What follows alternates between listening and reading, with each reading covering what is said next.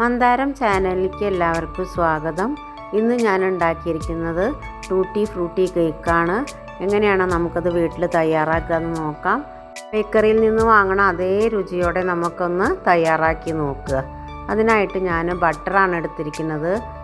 ഒരു 50 gram butter എടുത്തിട്ടുണ്ട്. അത് നന്നായിട്ടൊന്ന് അതിൻ്റെ കട്ടയൊക്കെ ഉടച്ചിട്ട് അലിയിപ്പിച്ചെടുക്കാം. നമുക്കിത് ഫ്രിഡ്ജിൽ നിന്ന് കുറച്ചൊരു മണിക്കൂർ മുന്നേ ഒക്കെ പുറത്തേക്ക് എടുത്ത് വെക്കുകയാണെങ്കിൽ പെട്ടെന്ന് നമുക്കത് അലിയിപ്പിച്ചെടുക്കാൻ വേണ്ടിയിട്ട് പറ്റും. ഞാനിപ്പോൾ അരമണിക്കൂർ മുന്നെയാണ് എടുത്ത് വെച്ചത്. അതുകൊണ്ട് ഒരു ലേശം അത് ഹാർഡായിട്ട് തന്നെ ഇരിക്കുന്നുണ്ട്. എന്നാലും നമ്മൾ ഏത് പാത്രമാണോ എടുത്തിരിക്കുന്നത് ആ പാത്രത്തിൻ്റെ വക്കത്ത് വെച്ചിട്ട് നമുക്ക് ഈ സ്പൂൺ കൊണ്ട് നന്നായിട്ട് ഉടച്ച് അത് നല്ല പോലെ അലിയിപ്പിച്ചെടുക്കാനായിട്ട് പറ്റും. അതുപോലെയാണ് ഇപ്പം ഞാൻ ചെയ്തിരിക്കുന്നത്. ഇനി ആ വക്കത്തുള്ളതൊക്കെ നമുക്ക് പഞ്ചസാരയുടെ പൊടി ചേർത്ത് കൊടുക്കുമ്പോൾ കിട്ടും. ഇനി അതിലേക്ക് പൊടിച്ച് വെച്ച പഞ്ചസാരയാണ് ഇതൊരു 3 ടീസ്പൂൺ ചേർത്ത് കൊടുക്കാം. ഇത് 3ഓ 4ഓ ആവാം. ഇത് ഞാൻ പൊടിച്ച് വെച്ചതായിരുന്നു. ഒരു 6-7 ടീസ്പൂൺ പഞ്ചസാര എടുത്തിട്ട് പൊടിച്ചാൽ നമുക്ക് വേണ്ടത്ര കിട്ടും. അതുകൊണ്ട് ഇത് ആദ്യം പൊടിച്ച് വെക്കുകയാണെങ്കിൽ നമുക്കിതൊക്കെ പെട്ടെന്ന് ചെയ്തെടുക്കാവുന്നതേ ഉള്ളൂ. ഇനി ആ പഞ്ചസാരയും ഈ വെണ്ണയും കൂടിയും വിസ്ക് വെച്ചിട്ട് നന്നായിട്ട് കലർത്തിയെടുക്കണം. അപ്പോൾ ആ സമയത്ത് നമുക്ക് ആ പൊടി പഞ്ചസാരയുടെ പൊടി കൊണ്ട് നമുക്ക് ആ വക്കത്തുള്ള വെണ്ണയൊക്കെ ഇതിലേക്ക് ചേർത്തെടുക്കാവുന്നതേ ഉള്ളൂ. സ്പൂണ് വെച്ചിട്ട് നമ്മളിത് കലർത്തുകയാണെങ്കിൽ നല്ലതുപോലെ ഇത് കലർന്ന് കിട്ടില്ല. അതുകൊണ്ട് ഒരു വിസ്ക് എടുത്തിട്ട് ചെയ്യണത് തന്നെയാണ് ഏറ്റവും നന്നായിട്ടുള്ളത്. ഒരു ഇതൊക്കെ കലർന്ന് ഇത് കണ്ടില്ലേ വെള്ളമായിട്ട് വന്നു. ആ പഞ്ചസാരയുടെ വെള്ളവും ഈ വെണ്ണ അലിഞ്ഞതും കൂടിയായിട്ട് നമുക്ക് നല്ലതുപോലെ അലിഞ്ഞ് കിട്ടിയിട്ടുണ്ട്. ഇനി അതിലേക്ക് ചേർത്ത് കൊടുക്കുന്നത് മുട്ടയാണ്. 2 മുട്ട ചേർത്തിട്ടാണ് ഞാനിത് ഉണ്ടാക്കുന്നത്. നിങ്ങൾ ഉണ്ടാക്കുന്നവർക്ക് ഒരു മുട്ടയായാലും മതി. മുട്ട ചേർത്തിട്ട് വേണം ഈ കേക്ക് തയ്യാറാക്കാൻ വേണ്ടിയിട്ട്. ഒരു മുട്ട ആദ്യം അതിലേക്ക് പൊട്ടിച്ചൊഴിച്ച ശേഷം ഒന്ന് വിസ്ക് വെച്ചിട്ട് അത് കലർത്തിയ ശേഷമാണ് രണ്ടാമതും മുട്ട ഒഴിച്ചു കൊടുത്തത്. ഇനി ഇതെല്ലാം കൂടി നന്നായിട്ട് മിക്സാക്കി എടുക്കണം. ആ സമയത്ത് ഇത് ചെറിയ ചെറിയ തരിയായിട്ടൊക്കെ നമുക്ക് കിടക്കണം പോലെ ഉണ്ടാവും. അതൊന്നും കുഴപ്പമില്ല. ഇനി അതിലേക്ക് നമുക്ക് വാനില എസൻസാണ് ചേർത്ത് കൊടുക്കേണ്ടത്. അതൊരു 1/4 ടീസ്പൂൺ ചേർത്താൽ മതിയാവും. അതൊരു ടേസ്റ്റിനും ഒരു മണത്തിനൊക്കെ ആയിട്ടാണ് നമ്മളിത് ചേർത്ത് കൊടുക്കുന്നത്. വാനില എസൻസ് ചേർത്തിട്ടും നമുക്ക് ആ വിസ്ക് കൊണ്ട് തന്നെ എല്ലാം കൂടി ഒന്ന് കലർത്തിയെടുക്കാം. ഈ മിക്സ് ആക്കണേലാണ് നമുക്ക് ഈ കേക്കിൻ്റെ ടേസ്റ്റ് വരുന്നത്. അതുകൊണ്ട് നന്നായിട്ട് മിക്സ് ചെയ്യണം അത്. ഇനി നമ്മളിതെല്ലാം ചേർത്ത ശേഷം ഒരു 4 ടേബിൾ സ്പൂൺ മൈദയാണ് അതിലേക്ക് ചേർത്ത് കൊടുക്കുന്നത്. എന്നാൽ നമ്മൾ ഈ മുട്ട ചേർത്തതും വെണ്ണയും പഞ്ചസാരയും ഒക്കെ ചേർത്തതിന് 4 ടേബിൾ സ്പൂൺ മൈദ ചേർത്ത് നമുക്ക് ഇളക്കി കൊടുക്കുമ്പോൾ അത് കറക്റ്റ് പാകമായിട്ട് വരും. വെള്ളം ഒട്ടും കൂടാതെ കട്ടിയായിട്ട് വേണം അത് നമുക്ക് ബേക്ക് ചെയ്യുന്ന പാത്രത്തിലേക്ക് ഒഴിച്ചു കൊടുക്കാൻ വേണ്ടിയിട്ട്.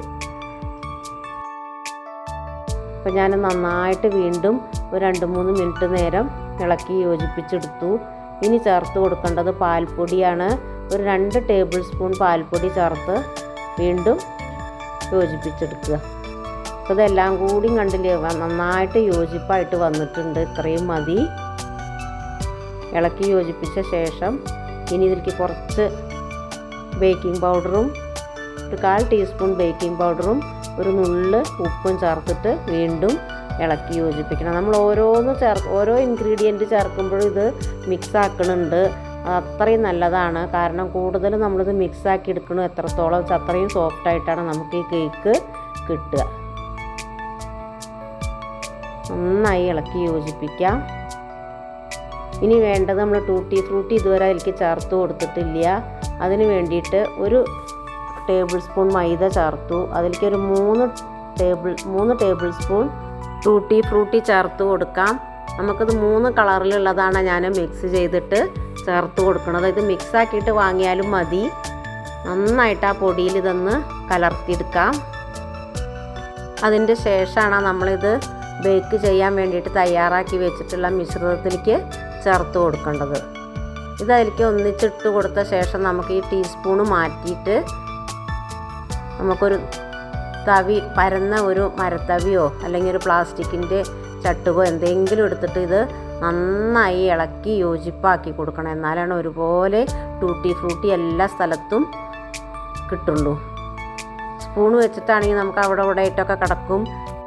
വെള്ളത്തിൻ്റെ പാകം ഇതാണ്. ഇതേ പാകത്തിൽ വേണം നമ്മൾ ഈ മാവ് തയ്യാറാക്കാൻ വേണ്ടിയിട്ട്. വെള്ളം കൂടിപ്പോയാൽ കേക്ക് നമുക്ക് ശരിയായിട്ട് കിട്ടില്ല. പിന്നീട് ഞാൻ ചേർത്ത് കൊടുത്തത് ഒരു 1/4 ടീസ്പൂൺ ഫുഡ് കളറാണ്.